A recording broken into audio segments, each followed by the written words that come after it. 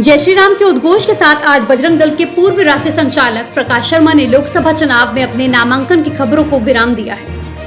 भाजपा नेता प्रकाश शर्मा विगत कुछ दिनों से भाजपा और संघ दोनों के राष्ट्रीय नेतृत्व के बीच चर्चा में बने हुए हैं। उन्होंने लोकसभा चुनाव 2024 में वर्तमान प्रत्याशी रमेश अवस्थी की प्रत्याशिता पर प्रश्न उठाते हुए प्रधानमंत्री मोदी और मुख्यमंत्री के नाम एक चिट्ठी लिखकर एक बार फिर से विचार करने का आग्रह किया था। इसके बाद लोकसभा चुनाव 2024 में कानपुर नगर से अभी कल उनके स्वयं का नामांकन करवाने की खबरें भी आ रही थी।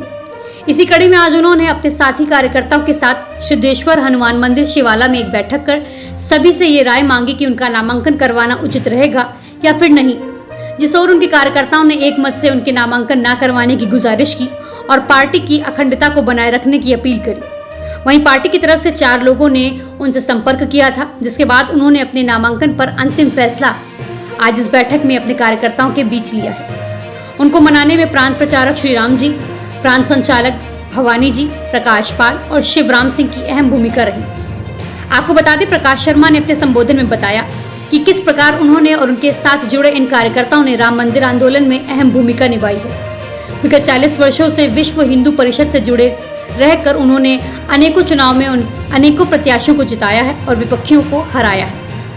पार्टी हित में आज वह फिर से भाजपा के समर्थन में खड़े हैं और 400 सीटों के लक्ष्य के लिए हर संभव प्रयास जारी रखेंगे। माता की जय।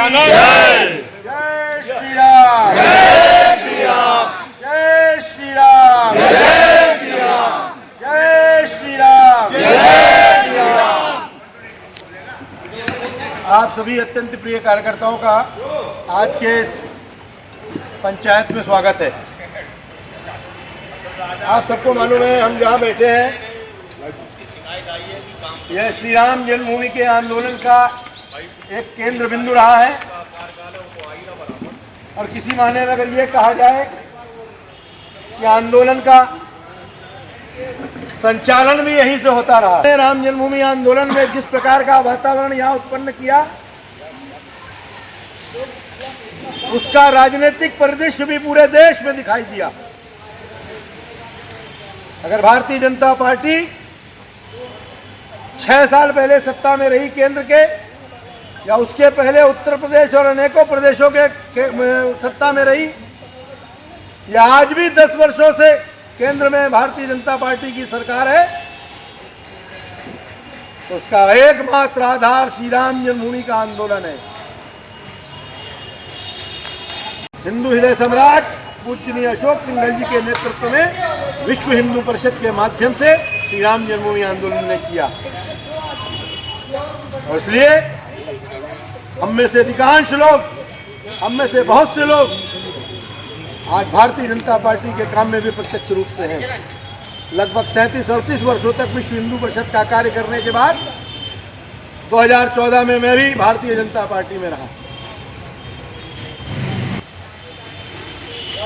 और इसलिए आज देश के बहुसंख्यक हिंदू समाज में ये आशा जागृत हुई है कि अगले 50 वर्ष तक भारत में जो राजनीति चले वह भारत की मिट्टी से जुड़ी हुई राजनीति चले।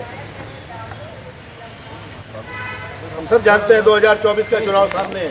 भारतीय जनता पार्टी ने अपनी योजना के अनुसार टिकटों के वितरण का भी काम किया है। अनेकों प्रदेशों से बहुत सी सूचनाएं हैं। जब टिकट वितरण होता है तो कई बार सहमति असहमति बनी रहती है, लेकिन कार्यकर्ताओं के मन में कुछ मुद्दे थे। पार्टी का, दल का, राष्ट्रीय स्वयंसेवक संघ का जन्मजात स्वयंसेवक होने के बाद मेरे मन में यह बात आई कि मैं कार्यकर्ताओं की बात को ऊपर तक पहुंचाऊं। किसी को यह लग सकता है किसके पीछे मेरा व्यक्तिगत कोई स्वार्थ है, किसी को यह भी लग सकता है कि अनायास मैंने किसी के कहने से, किसी के प्रभाव में, किसी के दबाव में आकर के और इस प्रकार का यह पूरा काम किया है।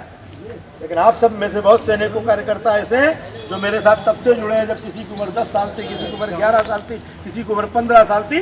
हम सब बजरंग दल के कार्यकर्ता के रूप में यहाँ से लेकर अयोध्या तक और देश में जहाँ कहीं जरूरत थी हम सब लोग गए। हम एक धूल के कण हैं, कार्यकर्ता हैं।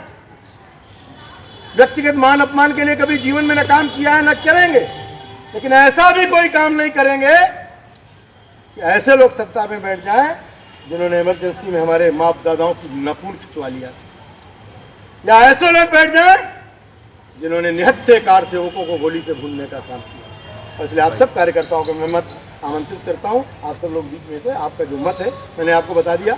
आदरणीय प्रांत प्रचारक जी, प्रांत संचालक जी, उन सबने मुझसे यह निवेदन किया है कि मैं नामांकन न करवाऊँ, ये निवेदन किया है। लेकिन उनसे मैंने कहा था कि मैं अभी कुछ नहीं कह सकता जब तक मैं अपने साथ चलने वाली टीम के साथ चर्चा न कर लूँ।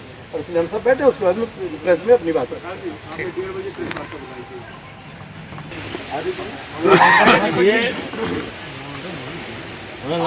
के बाद से ही गांधी की हत्या के बाद जो पहली गिरफ्तारी शहर में हुई वो आपके माननीय प्रकाश शर्मा जी के परिवार से हुई। पीढ़ियां लग गई संगठन को यहाँ तक पहुँचाने में। आपकी त्याग तपस्या परिवार की पूरा जीवन त्याग तपस्या में गुजरा है, पार्टी की सेवा में गुजरा है, वो क्रम जारी रहे। आपकी बात पहुंच चुकी है, अन्यथा अब आप नामांकन न कराएं, ये विनम्र निवेदन है।